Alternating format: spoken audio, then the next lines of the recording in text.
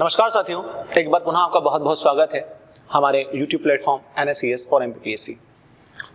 मैं विनोद एक बार फिर से आपके सामने जो बायो की हमारी लेक्चर सीरीज चल रही थी पेपर 3 की MPPSC मेंस के लिए, उसको कंटिन्यू कर रहा हूं, जिसमें कुछ टॉपिक्स आपके पहले हो चुके हैं, काफ़ी कुछ टॉपिक्स, और जो नेक्स्ट टॉपिक्स हैं हमारे, हम उन पर आज यहाँ पर डिस्कशन करने वाले हैं। तो देखिए, हमारा जो नेक्स्ट टॉपिक है बायो की सीरीज में, वो आपका नेक्स्ट टॉपिक है पौधों, मनुष्यों एवं अन्य जीवों में पोषण। अन्य जीवों में पोषण, दैट मीन्स न्यूट्रिशन। हमें जिस चीज को मेनली स्टडी करना है वो हमारा क्या है? न्यूट्रिशन है। ठीक है, अब आपको सिलेबस में सिर्फ इतना ही देकर रखा है न्यूट्रिशन के बारे में, लेकिन सबसे इंपॉर्टेंट चीज, सबसे पहला क्वेश्चन तो आपके सामने ये अराइज होता है कि इस पूरे टॉपिक में हमें कितना कितना डेप्थ एमपीपीएससी के हिसाब से जाना है। एमपीपीएससी कितना डेप्थ यहां पर जा सकता है, कितने डेप्थ वो क्वेश्चंस यहां से करता है, वो सब चीजें हमें देखनी है। इसी के जस्ट बाद सिलेबस में आपको लिखा हुआ है विटामिन, ठीक है, खनिज लवण, हीनताजन्य रोग, विटामिन से होने वाले की कमी से होने वाले जो रोग हैं वो लिखे हुए हैं। प्रोटीन्स आपको पढ़ना है, कार्बोहाइड्रेट्स आपको पढ़ना है, जितने भी न्यूट्रिएंट्स वगैरह हैं उन सबके बारे में आपको पढ़ना है, संतुलित आहार, बैलेंस डाइट वगैरह, इन सबके बारे में आपको पढ़ना है। लेकिन सबसे पहले उसने आपको क्या दिया है साथियों? पोषण दिया है। तो सबसे पहले हमें पोषण के बारे में समझना है, उसके बाद हमें अन्य टॉपिक्स पर जाना है। तो पोषण में हमारे सब टॉपिक्स क्या रहेंगे, हमें किन किन टॉपिक्स को पोषण के अंदर और डेप्थ कवर करना है। ठीक है, तो समझते हैं इसको साथियों आगे। पोषण के अंदर सबसे पहले तो हम ये देखेंगे कि पोषण क्या है, व्हाट इज न्यूट्रिशन। ठीक है, कि न्यूट्रिशन क्या है, व्हाट इज न्यूट्रिशन, न्यूट्रिशन क्या होगा। सेकंड हम देखेंगे कि न्यूट्रिशन की नीड क्यों है, क्यों न्यूट्रिशन बहुत ज्यादा जरूरी होता है। न्यूट्रिशन के बेस पर हम देखेंगे कि इंपॉर्टेंट न्यूट्रिएंट्स कौन कौन से हैं, दैट मींस महत्वपूर्ण पोषक तत्व कौन कौन से हैं। ठीक है, उन पोषक तत्वों के बारे में हम स्टडी करेंगे। इसके अलावा जो हम मेनली यहां पर स्टडी करेंगे वो स्टडी करेंगे पोषण के प्रकार, न्यूट्रिशन के प्रकार कितने होते हैं, what are the types of nutrition, the types of nutrition, कितने प्रकार का न्यूट्रिशन होता है, पोषण कितने प्रकार का होता है, हम इन सब चीजों को भी यहां पर स्टडी करेंगे। पोषण के प्रकारों में मेनली हम देखेंगे स्वपोषण, ऑटोट्रॉफिक न्यूट्रिशन, और फिर हम देखेंगे परपोषण, हेटेरोट्रॉफिक न्यूट्रिशन। इन दोनों के बारे में हम थोड़ा सा डिटेल में स्टडी करेंगे। और इसी के साथ साथ जो इसमें सबसे इंपॉर्टेंटली आपको फोकस करना है, पौधों और मनुष्यों में पोषण पर फोकस करना है। तो थोड़ा सा ये सब चीजें जो हैं आप मेरे साथ नोट करके चलिएगा प्लीज। और जस्ट इसके जैसे हम आगे बढ़ते हैं, हम उसमें देखेंगे कि और कौन से एक दो टॉपिक, सब टॉपिक्स यहां पर हमें देखना है। वो देखिए आप, जब हम पोषण में, पौधों और मनुष्यों में पोषण की बात करेंगे तो हम विशेष तौर पर यहां पर प्रकाश संश्लेषण की प्रोसेस को स्टडी करेंगे। हम स्टडी करेंगे फोटोसिंथेसिस को। ठीक है, फोटोसिंथेसिस को अफेक्ट करने वाले जो फैक्टर्स हैं हम उनके बारे में भी स्टडी करेंगे कि फोटोसिंथेसिस को कौन कौन से फैक्टर्स जो है अफेक्ट करते हैं, कौन कौन से फैक्टर्स इसके लिए इंपॉर्टेंट होते हैं, हम उन चीजों के बारे में भी स्टडी करेंगे। ठीक है, साथ में हम मनुष्य में पोषण में, मनुष्य में पाचन को भी पूरा का पूरा स्टडी करेंगे। और मनुष्य में जो पोषण होगा और पाचन से रिलेटेड जो अंग होंगे, उन अंग के बारे में भी हम यहां पर डिस्कस करेंगे, क्योंकि सिलेबस में आपको लास्ट में दिया है इन सब चीजों से संबंधित अंग, मतलब ऑर्गन्स कौन कौन से हैं, उन ऑर्गन्स के बारे में भी आपको स्टडी करना है। तो वो ऑर्गन्स कौन कौन से होंगे, अंग कौन कौन से होंगे, हम मुख गुहा के बारे में पढ़ेंगे, हम बक्कल कैविटी के बारे में पढ़ेंगे, हम ईसोफेगस के बारे में पढ़ेंगे। ठीक है, इसी के साथ साथ हम स्टमक के बारे में पढ़ेंगे। ओके, इसके साथ साथ हम लीवर के बारे में पढ़ेंगे, हम पैनक्रियास के बारे में पढ़ेंगे। ठीक है, और इसी के साथ साथ हम हमारा जो इंटेस्टाइन है, आंत है, उसके बारे में भी स्टडी करेंगे। और ये सब अंग जो है पाचन में कैसे सहायता करते हैं, डाइजेशन में कैसे हेल्प करते हैं, उन चीजों को भी हम स्टडी करेंगे। दैट मींस ये है यहां पर कि जो फर्स्ट टॉपिक दिया है पोषण, उससे इसके जो अन्य टॉपिक्स हैं वो सीधे सीधे कोरिलेटेड हैं। तो अगर इस टॉपिक को हमने थोड़ा भी डेप्थ अच्छे से स्टडी कर लिया तो अन्य टॉपिक्स हमारे अपने आप कवर हो जाएंगे। साथियों, यहां से 3 नंबर में, 5 नंबर में और 1-2 क्वेश्चंस 11 नंबर में भी आने के चांस सीधे सीधे बनेंगे। और सबसे इंपॉर्टेंट बात, ये जो पूरे टॉपिक्स हैं पोषण के अंदर, ये सारे के सारे टॉपिक्स आपको आपके प्रीलिम्स की जो सेवंथ यूनिट है, तो सेवंथ यूनिट में भी बहुत ज्यादा हेल्प करने वाले हैं, क्योंकि सेवंथ यूनिट में प्रीलिम्स की उसमें विशेष तौर पर आपको पोषण के बारे में दिया हुआ है, जिसमें विटामिन, प्रोटीन्स, कार्बोहाइड्रेट्स, जो न्यूट्रिएंट्स होते हैं, जो पोषक तत्व होते हैं, ठीक है, और साथ में जो पाचन वगैरह है उसकी स्पेशल इंफॉर्मेशन आपको होनी चाहिए, क्योंकि वहां से क्वेश्चन प्रीलिम्स में भी पूछे जाते हैं। Is that clear? तो साथियों, पोषण में कितना कितना डेप्थ जाना है, किन किन चीजों को स्पेशली हमें समझना है, आई थिंक ये सारी चीजें आपके सामने क्लियर नहीं होगी। मैं यहां पर पीपीटी लेकर आपके सामने नहीं आया हूं, मैं चाहता हूं आपको सीधे सीधे चीजें डायरेक्ट जो मैं पढ़ा रहा हूं आप मेरे साथ नोट करें और समझें।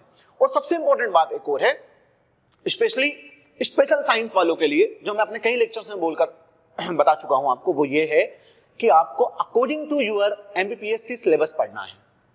वो कितना डेप्थ जाता है आपको उसके अकॉर्डिंग पढ़ना है। आपको यहां पर उन डायग्राम्स की प्रैक्टिस नहीं करनी है जो एग्जामिनेशन में नहीं आते हैं। आपको जबरदस्ती में आपका टाइम वेस्ट नहीं करना है। आपको सिर्फ चीजों की अंडरस्टैंडिंग डेवलप करनी है, कॉन्सेप्ट डेवलप करने हैं, क्योंकि यहां से डायग्राम बहुत कम एग्जामिनेशन में पूछे जाते हैं। जो डायग्राम एग्जामिनेशन के हिसाब से इंपॉर्टेंट है वो डायग्राम मैं आपको बिल्कुल बताते हुए चलूंगा कि ये डायग्राम एग्जामिनेशन के हिसाब से इंपॉर्टेंट है। ठीक है साथियों, तो आप कॉन्सेप्ट्स को पकड़कर चलें और कॉन्सेप्ट को समझने का प्रयास करें। तो आते हैं अब हमारे मेन टॉपिक की तरफ। अब हम बढ़ते हैं, व्हाट इज न्यूट्रिशन, पोषण क्या है। ठीक है, तो एक्चुअली पोषण की कोई एग्जैक्ट डेफिनेशन नहीं हो सकती, क्योंकि because nutrition is a process. तो एक्चुअली न्यूट्रिशन एक मेटाबॉलिक प्रोसेस है। ठीक है, ये एक मेटाबॉलिक प्रोसेस है जो जितने भी लिविंग ऑर्गेनिजम्स हैं उन सारे लिविंग ऑर्गेनिजम्स में होती है। मतलब जितने लिविंग ऑर्गेनिजम्स हैं इस अर्थ पर, स्पेशली मतलब जितने जीवित प्राणी हैं उन जीवित प्राणियों में प्रोसेस होती है। ठीक है, दैट मींस हम अगर बोलना चाहें तो क्या कह सकते हैं कि जो फूड टेकिंग प्रोसेस है, ठीक है, मतलब जो भोजन ग्रहण करने की प्रोसेस है, मतलब भोजन ग्रहण करना, ठीक है, भोजन ग्रहण करने की जो प्रोसेस होती है वही क्या है, न्यूट्रिशन है। और सबसे इंपॉर्टेंट जो चीज है वो क्या है कि न्यूट्रिशन का रोल क्या है, पोषण का रोल क्या है। पोषण का सबसे इंपॉर्टेंट रोल होता है, जैसे मैंने आपको बताया था सेकंड टॉपिक इसी में, कि व्हाट इज न्यूट्रिशन, और न्यूट्रिशन के जस्ट बाद इसकी नीड क्या है, तो क्यों इसकी नीड होती है।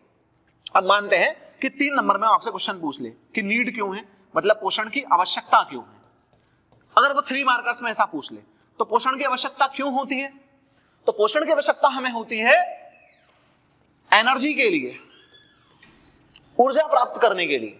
हमारे शरीर की जितनी भी बायोलॉजिकल प्रोसेस हैं, ठीक है, जितनी भी जैविक क्रियाएं हैं, उन सभी जैविक क्रियाओं को सुचारू रूप से चलाने के लिए, उन सभी जैविक क्रियाओं को संचालित करने के लिए हमें जरूरत होती है एनर्जी की, ऊर्जा की। ठीक है, सारी बायोलॉजिकल प्रोसेसेस के लिए। और वो ऊर्जा हमें कहां से मिलती है, वो ऊर्जा हमें मिलती है पोषण से, न्यूट्रिशन से। Is that clear? तो इंपॉर्टेंट चीज क्या है कि फूड गेनिंग जो प्रोसेस है, फूड टेकिंग जो प्रोसेस होती है ऑर्गेनिज्म में, वो क्या है, वो न्यूट्रिशन है, वो पोषण है। मतलब भोजन ग्रहण करने की जो प्रक्रिया है उसी को क्या बोलते हैं, पोषण बोलते हैं। ठीक है, और इसकी आवश्यकता क्यों है, एनर्जी के लिए, बायोलॉजिकल प्रोसेस को सुचारू रूप से चलाने के लिए, और जो लिविंग ऑर्गेनिजम्स हैं उनकी बॉडी की ग्रोथ, वृद्धि के लिए भी हमें जो है पोषण की बहुत इंपॉर्टेंटली जरूरत होती है। चूंकि हमारे जो शरीर का निर्माण होता है या किसी भी जीवधारी के शरीर का जो निर्माण होता है, शरीर का निर्माण कैसे होता है, शरीर के निर्माण में सबसे इंपॉर्टेंटली जो रोल प्ले करती हैं चीजें, जो बॉडी का ऑर्गेनाइजेशन पूरा होता है उसमें इंपॉर्टेंट चीजें क्या, कौन रोल प्ले करता है, वो होते हैं न्यूट्रिएंट्स, पोषक पदार्थ। तो हम पोषण के माध्यम से किसको ग्रहण करते हैं, न्यूट्रिएंट्स को ग्रहण करते हैं, पोषक पदार्थों को ग्रहण करते हैं। और पोषक पदार्थ हमारे कौन कौन से होते हैं, पोषक पदार्थ हमारे होते हैं कार्बोहाइड्रेट्स, ठीक है, फैट्स, मिनरल्स, खनिज लवण, ठीक है, lipids, proteins. Is that clear? ये सब हमारे क्या हैं, पोषक पदार्थ, कार्बोहाइड्रेट्स, फैट्स, मिनरल्स, सब पोषक पदार्थ हैं। और विटामिन ये भी किसमें आते हैं, पोषक पदार्थों में ही आते हैं, न्यूट्रिएंट्स में ही आते हैं विटामिन भी। Is that clear? तो ये सारी की सारी जो चीजें हैं हम कहां से लेते हैं, पोषण की प्रोसेस से लेते हैं। और इन सभी चीजों का बहुत इंपॉर्टेंटली योगदान होता है हमारे शरीर के निर्माण में। Is that clear? तो दैट मीन्स ये है कि जो पोषण है, पोषण की आवश्यकता हमें हमारे शरीर के निर्माण के लिए और वृद्धि के लिए भी होती है, क्योंकि ये सारे के सारे न्यूट्रिएंट्स जो हैं, ये सारे के सारे पोषक पदार्थ जो हैं, हमें कौन सी प्रोसेस में मिलते हैं? पोषण की प्रोसेस में मिलते हैं, पोषण के माध्यम से मिलते हैं। उन सबको हम सेपरेटली स्टडी करेंगे, क्योंकि आपको आगे दिए हैं, विटामिन दिए हैं, कार्बोहाइड्रेट्स दिए हैं, फैट्स दिए हैं, प्रोटीन्स दिए हैं, तो हम सेपरेटली इसको स्टडी करेंगे। लेकिन पहले हम हमारे मेन टॉपिक पोषण को कंप्लीट करते हैं, फिर इसको हम सेपरेटली स्टडी करते हैं। अब आते हैं पोषण पर पुनः वापस। तो अब देखिए, पोषण में जो हमारा नेक्स्ट इंपॉर्टेंट बात है वो क्या है? इसमें हम स्टडी करेंगे टाइप्स ऑफ न्यूट्रिशन, पोषण के प्रकार। ठीक है, किसको देखना है हमें? पोषण के प्रकारों को देखना है। तो पोषण के प्रकार क्या है, टाइप्स क्या है न्यूट्रिशन के? न्यूट्रिशन जनरली 2 टाइप्स का होता है। ठीक है, कितने प्रकार का होता है? 2 प्रकार का न्यूट्रिशन होता है। 2 प्रकार का न्यूट्रिशन कौन कौन सा होता है आप वो देखिए।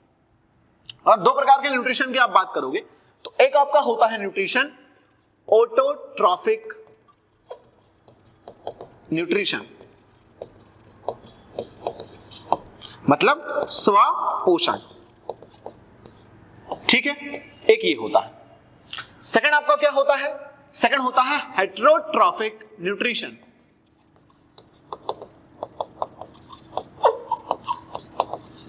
पर पोषण। ठीक, ये 2 तरह का जो न्यूट्रिशन है वो जनरली देखने के लिए मिलता है। तो सबसे पहले है ऑटोट्रॉफिक न्यूट्रिशन। नाम से स्पष्ट है, जहां पर भी बायो में ऑटो टर्म आए, मतलब स्व टर्म आए, वहां बात होगी स्वयं से रिलेटेड, खुद से रिलेटेड।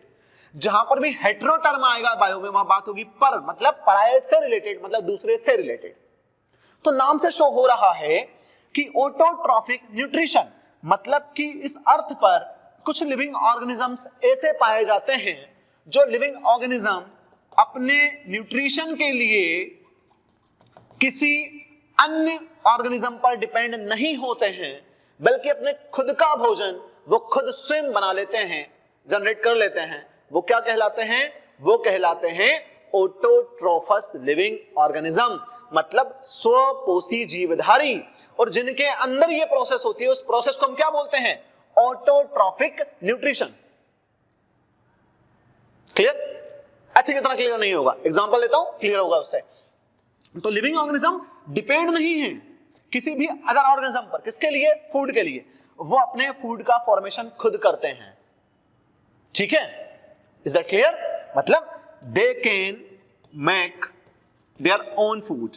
ठीक है, मतलब खुद का भोजन खुद बना सकते हैं। Is that clear? चूंकि हम ऑटोट्रॉफिक न्यूट्रिशन को स्टडी कर रहे हैं, तो हम इसको भी थोड़ा सा रफ करते हैं। ठीक है, फिर इसको हम आगे स्टडी करेंगे। तो आप देखिए, अगर यहां से हम आगे बढ़े तो दे can make their own food, ये खुद का भोजन खुद बना रहे हैं। एग्जांपल लेते हैं कि what are the examples of autotrophic nutrition. Autotrophic nutrition का एग्जांपल होता है ऑल फोटोसिंथेटिक प्लांट्स या ऑर्गेनिज्म, सारे के सारे प्रकाश संश्लेषी पौधे, जिनके अंदर क्या होता है? प्रकाश संश्लेषण। ये इसका एग्जांपल हो गया फर्स्ट। Is that clear? ये इसको हम क्या बोलेंगे? फोटोसिंथेटिक न्यूट्रिशन, प्रकाश संश्लेषी पोषण, जिसके अंतर्गत फोटोसिंथेसिस की प्रोसेस के माध्यम से, प्रकाश संश्लेषण की प्रोसेस के माध्यम से जो जीवधारी है, मतलब जो प्लांट है, वो अपना भोजन बनाते हैं। ठीक है, और वो अपना भोजन कैसे बनाते हैं? वो अपना भोजन जो वायुमंडलीय परिस्थितियां हैं उनके आसपास, जो वातावरण की परिस्थितियां हैं, उनकी हेल्प से बनाते हैं। Is that clear? तो फोटोसिंथेटिक प्लांट्स, प्रकाश संश्लेषी पौधे, और प्रकाश संश्लेषी पौधों के अंतर्गत कौन आएगा? हरे पौधे। ठीक है, क्लोरोफिल युक्त पौधे। आगे हम इसको इन डिटेल स्टडी करने वाले हैं। इसी में एक और है कीमोसिंथेटिक बैक्टीरिया।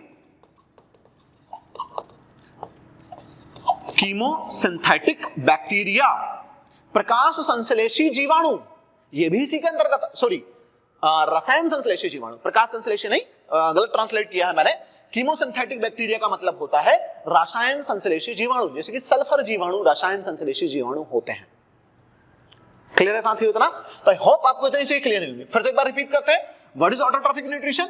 लिविंग ऑर्गेनिज्म, मतलब जीवित प्राणी अपने भोजन के लिए दूसरे प्राणी पर डिपेंड नहीं होते हैं। दे can make their own food, वो खुद का भोजन स्वयं बना लेते हैं। ऐसे जीवधारियों को ऑटोट्रॉफस या फिर ऑटोट्रॉफिक जो लिविंग ऑर्गेनिज्म है वो कहते हैं, और इस प्रोसेस को ऑटोट्रॉफिक न्यूट्रिशन या स्वपोषण के नाम से जाना जाता है। एग्जांपल क्या है? हरे पौधे मतलब फोटोसिंथेटिक प्लांट्स, और कीमोसिंथेटिक बैक्टीरिया दैट मींस रसायन संश्लेषी जीवाणु इसका एग्जांपल होते हैं। क्लियर है साथियों? तो आई होप आपको इतना क्लियर होगा विद एग्जांपल। आपको इतना ही लिखना है एग्जाम में भी। बढ़ते हैं आगे इसी में। आप तो इसमें आपने सबसे इंपॉर्टेंट चीज क्या देखी है? ऑटोट्रॉफिक न्यूट्रिशन में जो आपने देखा कि इसके अंदर जो प्रोसेस हो रही है वो कौन सी प्रोसेस है साथियों? प्रकाश संश्लेषण। It is very very important process. And photosynthesis की जो प्रोसेस है, फोटोसिंथेसिस की प्रोसेस जो रिलेटेड है वो रिलेटेड है आपके एनवायरमेंट वाले पोर्शन से भी। जब एनवायरमेंट पढ़ेंगे तो एनवायरमेंट में भी आपको फोटोसिंथेसिस वर्ड कहीं कहीं पर आएगा। क्यों?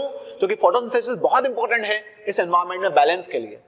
कोविड-19 के समय और उससे पहले भी जो पूरी दुनिया में ग्लोबल वार्मिंग जैसी समस्या छाई हुई है, पूरी दुनिया में कार्बन प्रोडक्शन बहुत ज्यादा हो रहा है, ग्रीन हाउस गैसें जब लगातार बढ़ रही हैं, तो एक चीज लगातार क्या बोली जा रही है? एक चीज लगातार ये बोली जा रही है कि हमें ज्यादा से ज्यादा प्लांट्स इस अर्थ पर लगाना चाहिए ताकि ज्यादा से ज्यादा वो CO2 को एब्जॉर्ब कर सकें और हमारे वातावरण में जो गैसों का बैलेंस है वो बना रहे।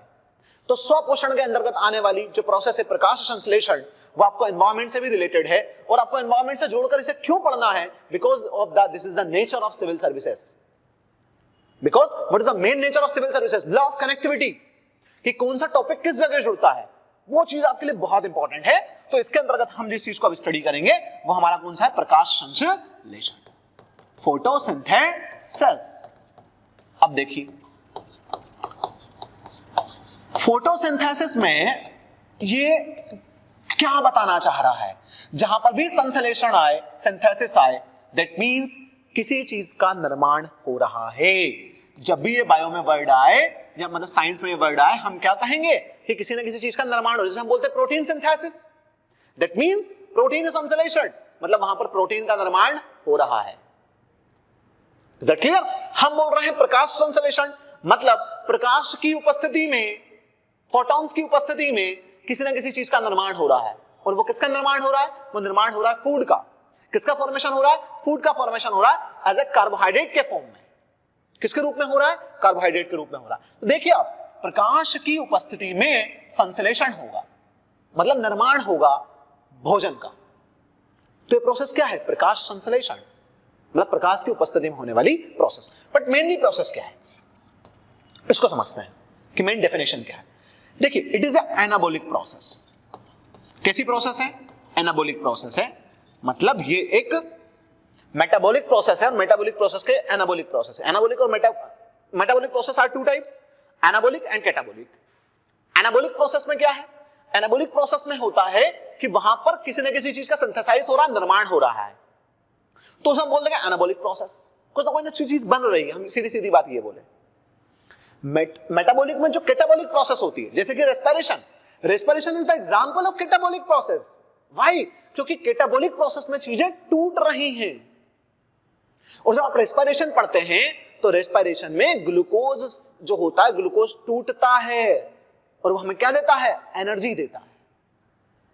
तो respiration is the example of catabolic process. और प्रकाश संश्लेषण में क्या होगा? प्रकाश संश्लेषण में चीजें जुड़ रही हैं और बड़ी चीज का निर्माण कर रही हैं। It is called anabolic process. Is that clear? तो photosynthesis is a anabolic process. Photosynthesis में दो चीजों की उपस्थिति अनिवार्य है। ये दो चीजों की उपस्थिति में संपन्न होता है। और फोटोसिंथेसिस होता किसमें है? हरे पौधों में। किसमें होता है साथियों? हरे पौधों में होता है, मतलब ग्रीन प्लांट्स में होता है। क्योंकि दो चीजों की यहां पर उपस्थिति चाहिए, प्रेजेंस चाहिए। वो दो चीजें कौन कौन सी हैं? एक तो है आपका क्लोरोफिल, पर्णहरिम, और एक आपका क्या है? सनलाइट, सूर्य का प्रकाश। इन दोनों की प्रेजेंस में ये प्रोसेस संपन्न होती है। इन दोनों की प्रेजेंस में ये प्रोसेस कहां पर संपन्न होती है? प्लेस क्या है इसका? कि जो प्लांट्स हैं, जो ग्रीन प्लांट्स हैं, उन ग्रीन प्लांट्स में ये प्रोसेस कहां पर संपन्न होगी? तो ये प्रोसेस संपन्न होगी क्लोरोप्लास्ट के अंदर, मतलब कि हरित लवक के अंदर। चूंकि हरित लवक के अंदर ही होता है क्लोरोफिल, पर्णहरिम एंड अब पर्णहरिम और हरित लवक क्या है, इसको हम आगे स्टडी भी करने वाले हैं। मेनली मैं आपको पर्णहरिम के बारे में बताने वाला हूं थोड़ा सा कि ये क्या है। तो क्लोरोफिल और सनलाइट, इन दोनों की प्रेजेंस, मतलब इन दोनों की उपस्थिति, क्लोरोप्लास्ट में ये प्रोसेस होती है। लेकिन इस प्रोसेस में कौन सी चीजें मिलती हैं, किन चीजों का उपयोग होता है, कौन सी चीजें बनती हैं, वो हम थोड़ा सा देख लेते हैं। तो इस प्रोसेस में जो चीजें बनेंगी, अब मैं इसको रफ कर रहा हूं, थोड़ा सा स्पेस कम है बोर्ड पर, अब मैनेज करिएगा। दो चीजें यहां पर मिल रही हैं प्रकाश संश्लेषण में, वो कौन कौन सी दो चीजों का उपयोग होता है। एक तो आपका है CO2 एंड H2, इन दोनों का उपयोग होगा, यूजेस होता है इन दोनों का। और इन दोनों का उपयोग कर कर जो निर्माण होता है, मतलब जो प्रोडक्शन होता है, जो प्रोडक्ट बनता है, वो प्रोडक्ट हमारा होता है कार्बोहाइड्रेट एंड ऑक्सीजन। ये दो चीजें बनती हैं। अब आप देख रहे होंगे CO2 का उपयोग हो रहा है, इज दैट क्लियर साथियों? CO2 का क्या हो रहा है, उपयोग, और ऑक्सीजन बन रही है। मतलब ये प्रोसेस कहीं ना कहीं एनवायरमेंट को बैलेंस कर रही है, क्योंकि जो प्लांट्स होते हैं, प्लांट्स फोटोसिंथेसिस की प्रोसेस में CO2 को उपयोग करते हैं, इज दैट क्लियर? और ऑक्सीजन का प्रोडक्शन करते हैं, ऑक्सीजन बनाते हैं। इसका मतलब यह है कि जो प्लांट्स होते हैं वो CO2 का उपयोग करके जब ऑक्सीजन बनाते हैं, तो हम क्या करते हैं, हम ऑक्सीजन को लेकर CO2 छोड़ते हैं। तो हम जो CO2 छोड़ते हैं, जो एनिमल्स जो CO2 छोड़ते हैं, और जो लिविंग ऑर्गेनिजम्स जो CO2 छोड़ रहे हैं, जो अपनी रेस्पिरेशन की प्रोसेस में, जो ब्रेथिंग की प्रोसेस है, उसमें जो CO2 को वातावरण में मुक्त कर रहे हैं, वो लगातार वातावरण में जो CO2 बढ़ रही है, उस CO2 को सिर्फ और सिर्फ कौन अच्छे तरीके से यूज कर सकता है, वो है प्लांट्स। और प्लांट्स उस CO2 का उपयोग कर कर उसे ऑक्सीजन में कन्वर्ट करते हैं, और CO2 और ऑक्सीजन का बैलेंस जो है लगातार बनाए रखते हैं। लेकिन वर्तमान समय में क्या हो रहा है, वर्तमान समय में एनिमल्स एंड CO2 का प्रोडक्शन करने वाली जो चीजें हैं वो बढ़ती जा रही हैं। इंडस्ट्रियलाइजेशन बढ़ रहा है, अर्बनाइजेशन बढ़ रहा है, औद्योगिकीकरण बढ़ रहा है, शहरीकरण बढ़ रहा है, पॉपुलेशन लगातार बढ़ रही है। उसकी वजह से क्या हो रहा है, CO2 का ग्राफ ऊपर जा रहा है और ऑक्सीजन का ग्राफ नीचे आ रहा है। व्हाई? क्योंकि CO2 का उपयोग करने वाले जो प्लांट्स हैं, उन प्लांट्स का ग्राफ भी नीचे जा रहा है। जब प्लांट्स का ग्राफ भी नीचे जाएगा और CO2 का ग्राफ ऊपर जाएगा, दैट मींस ये है कि प्लांट्स कम हो रहे हैं, CO2 ज्यादा हो रही है, तो ऑक्सीजन का प्रोडक्शन भी कम होगा और CO2 बढ़ती चली जाएगी, जिससे हमारे एनवायरनमेंट में लगातार ग्लोबल वार्मिंग, हीट बढ़ रही है, क्योंकि CO2 is the main greenhouse gas. तो आपको प्रकाश संश्लेषण का महत्व समझ में आ रहा होगा साथियों, कि प्रकाश संश्लेषण का महत्व कहां कहां तक है। पूरी डेफिनेशन को एक बार फिर से देखते हैं। फोटोसिंथेसिस इज एनाबॉलिक प्रोसेस, ये एक एनाबॉलिक प्रोसेस है। इस प्रोसेस में सूर्य के प्रकाश और क्लोरोफिल की उपस्थिति में हरित लवक के अंदर, हरित लवक में इस प्रोसेस में CO2 और वाटर का उपयोग होता है, और CO2 और वाटर का जब उपयोग होता है तो दोनों से मिलकर कार्बोहाइड्रेट्स, भोज्य पदार्थ का निर्माण होता है, और ऑक्सीजन गैस भी सह उत्पाद के रूप में यहां से निकल जाती है। क्लियर है साथियों? इतना थोड़ा सा और अब इसी में आगे बढ़ते हैं, समझिए इसको आगे और क्या महत्वपूर्ण बातें हैं इसमें। तो देखिए यहां पर कुछ वर्ड आए हैं, उन वर्ड्स को आप पहले समझिए, फिर हम आगे बढ़ते हैं। लेकिन पहले प्रकाश संश्लेषण का आपको फॉर्मूला और समझा दूं कि एक्चुअली कैसे चीजें होती हैं। इसमें होता है CO2 प्लस H2, इन दोनों चीजों का उपयोग हो रहा है। 6 CO2 होता है, 12 H2 होते हैं। और प्रेजेंस किसकी होती है, प्रेजेंस होती है सनलाइट की और क्लोरोफिल की, इसकी प्रेजेंस होती है। ठीक है, तो ये जो दोनों हैं, ये दोनों इनकी प्रेजेंस में क्या करते हैं, इनकी प्रेजेंस में बनाते हैं C6H12O6, मतलब ग्लूकोज, और glucose is a carbohydrate, plus 6H2O, 6 पानी निकलते हैं यहां से, प्लस 6O2, और यहां से ऑक्सीजन गैस भी सह उत्पाद के रूप में निकलती है। इज दैट क्लियर साथियों?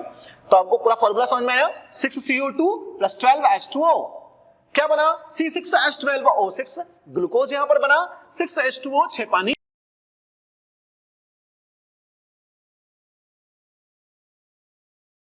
6 ऑक्सीजन। तो ग्लूकोज जो है वो पौधों ने अपनी बायोलॉजिकल प्रोसेस के लिए उपयोग कर लिया और उससे एनर्जी ले ली और अन्य लिविंग ऑर्गेनिजम्स को दे दिया, और ऑक्सीजन जो है वातावरण में यहां से मुक्त हो गई। तो CO2 का उपयोग होकर ऑक्सीजन वातावरण में मुक्त हुई। That means this is very important for, किसी भी इकोसिस्टम को बैलेंस रखने के लिए प्रोसेस बहुत ज्यादा इंपॉर्टेंट होती है। जब मैं इकोसिस्टम अगर आपको पढ़ाऊंगा या इकोसिस्टम अगर जो भी टीचर लेक्चर लेंगे वो आपको यहाँ पर जरूर बताएंगे कि ये प्रोसेस जो है कैसे आपस में कोरिलेटेड है, सारी चीजें कैसे हैं। लेकिन अभी हम उधर ना जाते हैं, थोड़ा सा इसको बायो के पॉइंट ऑफ व्यू से और ज्यादा देख लेते हैं। अब कुछ वर्ड आए साथियों यहाँ पर, उन वर्ड्स को भी हम समझते हैं। एक वर्ड यहाँ पर आपको आया है पर्णहरिम, क्लोरोफिल। What is chlorophyll? अगर 3 नंबर में पूछ ले वो पर्णहरिम, तो क्या लिखेंगे आप 3 नंबर में अगर पर्णहरिम उसने पूछ लिया तो? सबसे इंपॉर्टेंट चीज, और हाँ एक क्वेश्चन यहाँ से प्रीलिम्स में भी आया है कि पर्णहरिम का निर्माण कैसे होता है। तो पर्णहरिम का जो प्रमुख निर्माणकारी घटक है, जो बहुत इंपॉर्टेंट निर्माणकारी इसका जो एलिमेंट होता है, वो निर्माणकारी घटक इसका होता है मैग्नीशियम। मतलब पर्णहरिम का मेनली जो निर्माण होता है वो किससे होता है? मैग्नीशियम से होता है। ठीक है, पर्णहरिम क्या है? पर्णहरिम एक पिगमेंट है। पिगमेंट से मतलब ये एक वर्णक है, और वर्णक का काम क्या होता है? जैसे जो आजकल आपने प्लास्टिक पेंट वगैरह देखे होंगे, प्लास्टिक पेंट वगैरह में पिगमेंट मिलाए जाते हैं। पिगमेंट का काम क्या होता है? वो उनको कलर प्रदान करता है, रंग देता है। तो इसी तरीके से chlorophyll is a green coloured pigment. जो क्लोरोफिल है, chlorophyll is a green coloured pigment. Chlorophyll एक हरा वर्णक है जिसका निर्माण किससे होता है? मैग्नीशियम से होता है, जो पौधे की जो पत्तियां हैं और जो पौधे का वायु भाग है उसको हरा बनाता है।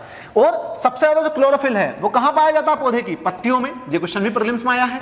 सर्वाधिक क्लोरोफिल पौधे की पत्तियों में पाया जाता है, इसीलिए पौधों की जो पत्तियां हैं वो सर्वाधिक हरी होती हैं। हरा भाग है सर्वाधिक पौधे का, कौन? पत्तियां। और ध्यान रहे, जहां पर पर्णहरिम सबसे ज्यादा रहेगा वो जगह कौन सी है? पत्तियां, लीव्स। और इसीलिए पत्तियों में ही सर्वाधिक मात्रा में प्रकाश संश्लेषण भी होगा। क्यों? क्योंकि यहीं पर सबसे ज्यादा मात्रा में क्या है? क्लोरोफिल है, पर्णहरिम है। इसी के अंदर लवक होता है, प्लास्टिड। अगर आपने मेरे इसके पहले के लेक्चर्स अगर देखे होंगे तो लवक जो प्लास्टिड्स वगैरह हैं उनके बारे में कुछ लेक्चर्स में मैंने बातें की हैं, क्लोरोप्लास्ट वगैरह के बारे में, तो वहां पर मैंने इसको कंप्लीट क्लियर किया है। तो क्लोरोप्लास्ट को यहां पर हमें अलग से समझने की जरूरत नहीं है, ठीक है। लेकिन सिर्फ आप इतना ध्यान रखिए कि पर्णहरिम जो है वो क्लोरोप्लास्ट के अंदर पाया जाता है। तो क्लियर साथियों, फोटोसिंथेसिस की जो इतनी प्रोसेस है वो आपको क्लियर हुई होगी। बढ़ते हैं हम आगे इसी में। अब नेक्स्ट इंपॉर्टेंट टॉपिक हमारा आता है प्रकाश संश्लेषण को प्रभावित करने वाले कारक। ये भी हम समझ लेते हैं। प्रकाश संश्लेषण को प्रभावित करने वाले कारक, अफेक्टिंग फैक्टर्स ऑफ फोटोसिंथेसिस। इसको कौन कौन से फैक्टर्स अफेक्ट करते हैं? तो इसमें 2 फैक्टर्स हम डिवाइड करते हैं, ठीक है। वो 2 फैक्टर्स कौन कौन से रहेंगे? पहला हमारा होने वाला है यहां पर इंटरनल फैक्टर। इंटरनल फैक्टर्स मतलब आंतरिक कारक, है ना। कौन से कारक साथियों? आंतरिक कारक। सेकंड हमारा यहां पर होने वाला है एक्सटर्नल फैक्टर,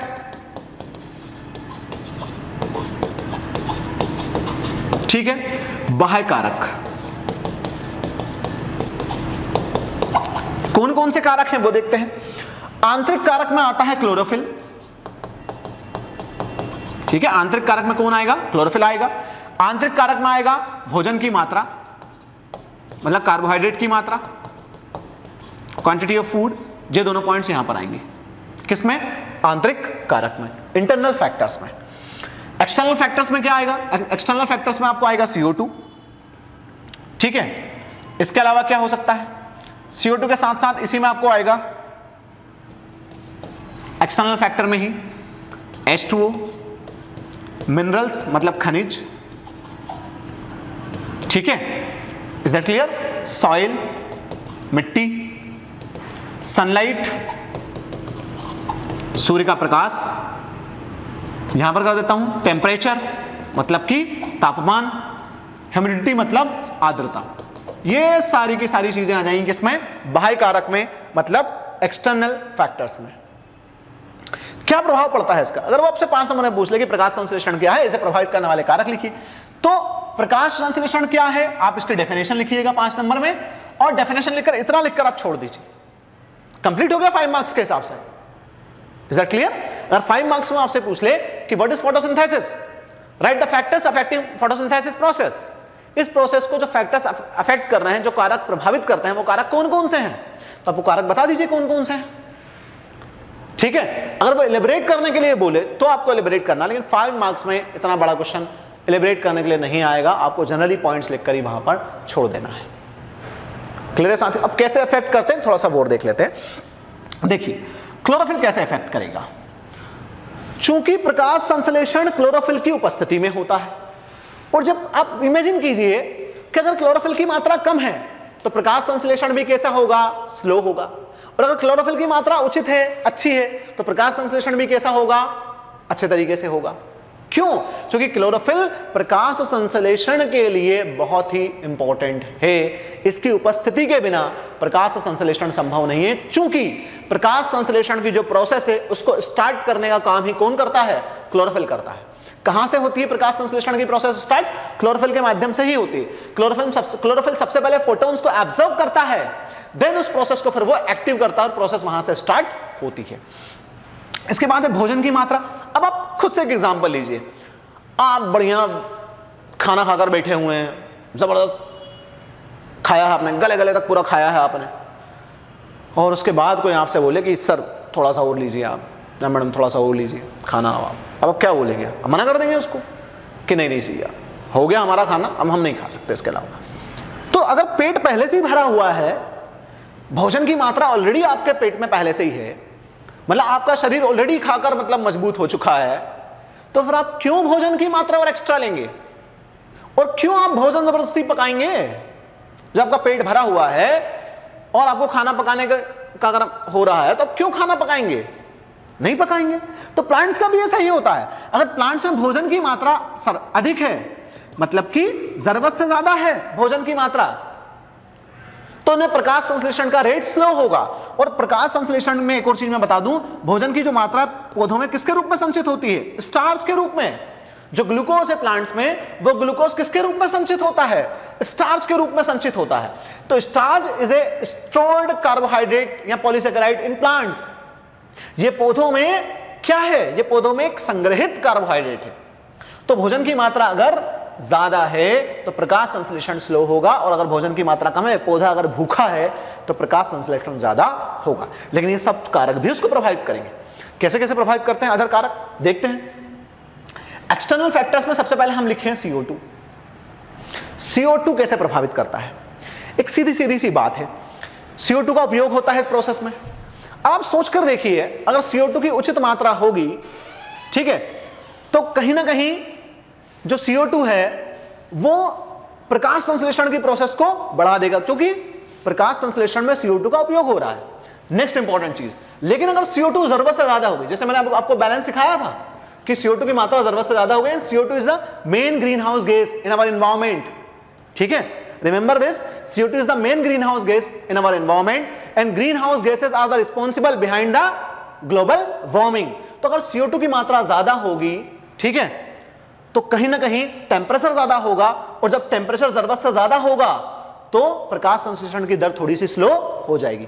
मतलब एक उचित टेम्परेचर होना चाहिए। जब एनवायरमेंट एंड इकोलॉजी पढ़ेंगे तो वहां पर मैं इसका एक इंपैक्ट अभी समझाता हूं आपको। अब थोड़ा सा इसको पहले पूरा समझिए। H2O की तो जरूरत होती है, तो H2O की उचित मात्रा होनी चाहिए प्रकाश संश्लेषण के लिए। मिनरल्स की नीड होती है। मिनरल्स कहां से मिलेंगे? सॉइल से। मिनरल्स कहां से मिलेंगे? सॉइल से मिलेंगे। और जब मिनरल्स सॉइल से मिलेंगे तो सॉइल का फर्टाइल होना, उर्वरक होना बहुत ज्यादा जरूरी है। Is that clear? इसके बाद आपको दिया है सनलाइट। सनलाइट का उचित होना जरूरी है, क्योंकि सनलाइट टेम्परेचर को कहीं ना कहीं सीधे सीधे इंपैक्ट करती है, इफेक्ट करती है, सीधी सी बात है। तो बहुत ज्यादा डेप्थ यहां नहीं जाना है, आपको इतनी चीजें ध्यान रखनी है। 5 मार्क्स में आए, 11 मार्क्स में तो ना के बराबर ही क्वेश्चन यहां से आएगा, लेकिन अगर 5 मार्क्स में आता तो आप इतना लिखकर इसको छोड़ दीजिए। अब जो मेन कॉन्सेप्ट है 2 से 3 मिनट में वो और समझिए, उसके बाद हम इस लेक्चर को यहीं क्लोज करेंगे। मैंने जो CO2 का कॉन्सेप्ट समझाया वो आप समझ लीजिए कि एनवायरमेंट एंड इकोलॉजी से वो कैसे कोरिलेटेड है। तो देखो, अगर एनवायरमेंट एंड इकोलॉजी से आप कोरिलेट करोगे तो किस तरीके से कोरिलेट होगा। अब आप देखिए, मैंने आपको अभी बताया कि CO2 is the main gas behind the global warming, ठीक है। अब CO2 अगर इंक्रीज हो रही है तो डेफिनेटली टेम्परेचर भी इंक्रीज होगा, ठीक है। और आपने अगर कहीं कुछ पढ़ा है ज्योग्राफी या फिर एनवायरमेंट एंड इकोलॉजी में, आप जानते हैं कि जो इक्वेटर होता है, इक्वेटर के पास जो वन है वो कैसे पाए जाते हैं? सदाबहार वन पाए जाते हैं, ठीक है। क्यों होते हैं? क्योंकि वहां पर बारिश बहुत ज्यादा अच्छी होती है, मतलब वाटर अच्छे से मिलता है, और वहां पर टेम्परेचर भी उचित होता है। मतलब 25 डिग्री सेल्सियस से लेकर 35 से 40 डिग्री सेल्सियस के बीच में वहां पर टेम्परेचर होता है। तो प्रकाश संश्लेषण के लिए पानी होना चाहिए, प्लस एक उचित टेम्परेचर होना चाहिए। तो उस टेम्परेचर पर वहां के जो प्लांट्स हैं वो अच्छे तरीके से फोटोसिंथेसिस करते हैं। चूंकि इक्वेटर के आसपास जो है सनलाइट भी बहुत ज्यादा अच्छे तरीके से अवेलेबल होती है।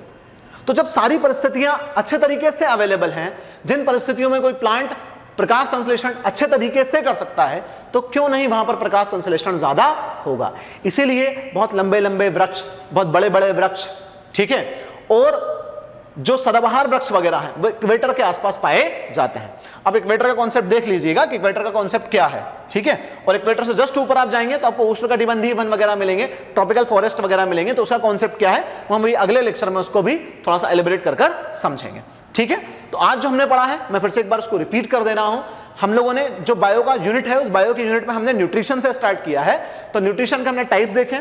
सबसे पहले देखा what is the nutrition, what are the types of nutrition. Nutrition are two types, first is the autotrophic and second is the heterotrophic, ठीक है। We haven't explained about the heterotrophic nutrition, we have explained about the autotrophic nutrition, ठीक है। And what are the examples of autotrophic nutrition, photosynthetic plants and chemosynthetic bacteria are the example of autotrophic nutrition, ठीक है। And जो photosynthetic plants हैं, ठीक है, what are the main process in photosynthetic plants, photosynthesis. तो what is the photosynthesis, ठीक है, definition of photosynthesis, complete process of photosynthesis, what are the factors affecting photosynthesis, ये सब चीजें हम स्टडी कर चुके हैं। And what is the chlorophyll, ठीक है, पर्णहरिम वगैरह क्या है ये भी हम स्टडी कर चुके हैं। तो जो नेक्स्ट लेक्चर होगा उसको हम इससे आगे कंटिन्यू करेंगे, ठीक है। तो मिलते हैं साथियों अगले लेक्चर में। आई होप आप लेक्चर्स को बहुत अच्छे से एंजॉय कर रहे होंगे, आपको मजा आ रहा होगा पढ़ने में। अगर आपका कोई सुझाव है तो आप हमारे जो कमेंट बॉक्स है उसमें आप दे सकते हैं, और लेक्चर्स आपको कैसे लग रहे हैं ये भी आप कमेंट बॉक्स में बता सकते हैं, ठीक है। तो मिलते हैं नेक्स्ट लेक्चर में, लगे रहिए, निरंतर बढ़ते रहिए आगे। थैंक यू सो मच, जय हिंद।